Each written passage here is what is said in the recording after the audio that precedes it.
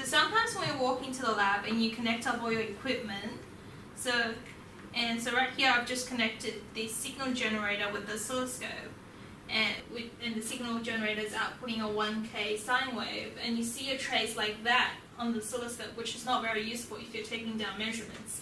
So what we want to do is adjust the vertical as well as the horizontal scales to make it look better, so you can take useful measurements. So first off, right here I've got two knobs. So one controls the vertical measurement under the vertical section, and one controls the horizontal scales under the horizontal section.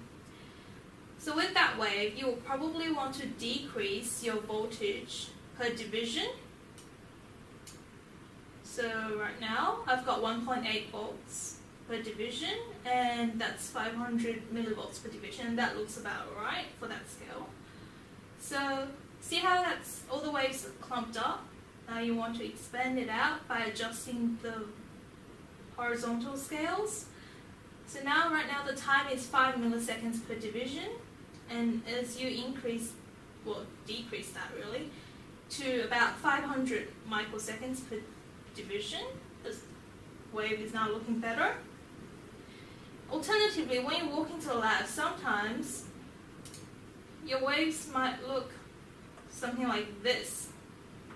So it's basically just giving you a full screen of lights. And what you want to do in that case is perhaps first off decrease your vertical section to maybe half of the screen. So you can see right now it's on 500 millivolts, and expand out the waves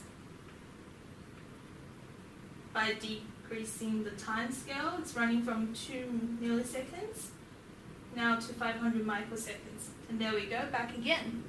And that's how you make adjustments to the scales to make your waves more useful.